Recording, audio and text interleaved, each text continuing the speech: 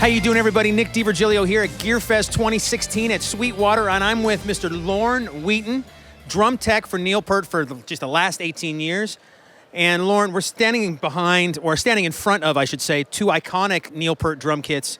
Can you tell us a little bit about each of these kits? Let's start with this one first. Well, the whole reason of the two drum kits being here was we did the R40 anniversary last year.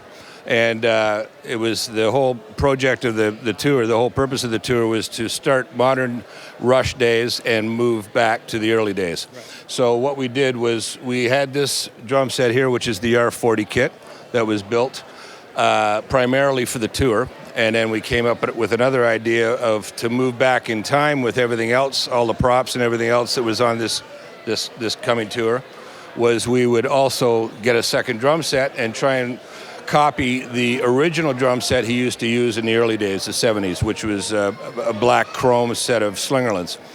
So we spoke with John Good and Don Lombardi at DW, and we came up with an idea of having two drum sets. So the first drum set, the R40, which was this one, we opened up the show with. This one was the latter part of the show.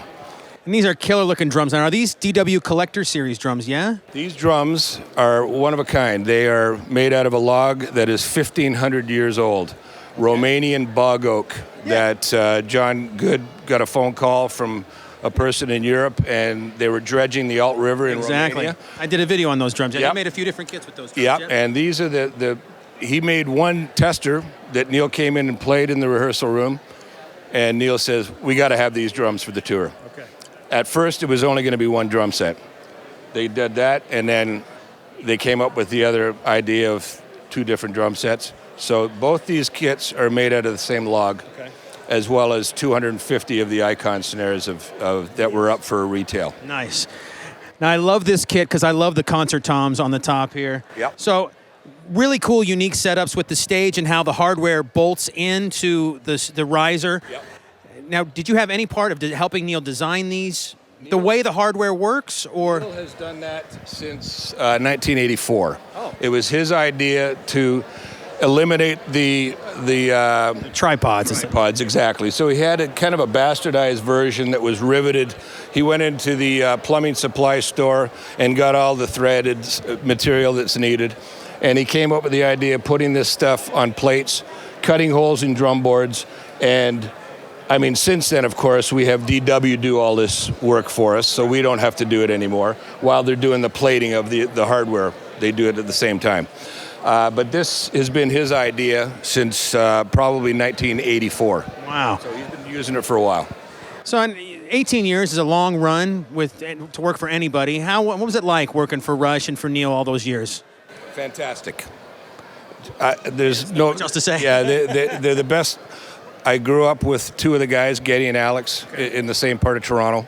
I actually started doing what I do, not being paid for it because I was still in high school, but I started by moving the band Rush, which had the original drummer, John Rutsey, playing drums at the time, which would have been about 1972. I used to move them into the high school dances and the coffee houses whenever they appeared around the area.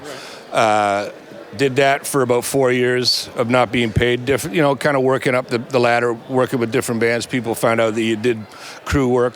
But for the longest time, I never got paid a penny. I just did it for the T-shirts and the girls. Of course. Yeah. But, and then, finally started getting a paycheck for what I was doing, and then went through the circuit and just worked hard at it and made it my life. That's a great story. One quick question about did you have to learn from Neil how to tune his drums just so, or did he come in and tweak, or did you kind of just, after all that time, have it together? I worked with Steve Smith in '83 with Journey. Okay. Steve Smith was the one that taught me how to tune drums. A lot of people didn't know how to tune drums. A lot of drummers didn't know how to tune their drums properly. He went through Berkeley. He learned all that stuff. He's a very smart person. He taught me how to tune my first drum set. So I just perfected it. So Neil or anybody else that is one of my clients will sit down at the drum kit, and they shouldn't have to tweak anything. It should be all tuned properly. Ready for them to go. And not just like drum each singular drum. You have to, when you tune in the kit, you have to tune the whole drum set to the drum set, not just one drum, the next drum, the next drum. Everything resonates off everything else. Sure. So you really got to take that into the whole picture. So. Great. Thanks so much for taking the time to talk to us. What's going to happen with these kits now? They're just going to go on display somewhere? Are they just going to kind of live in a warehouse?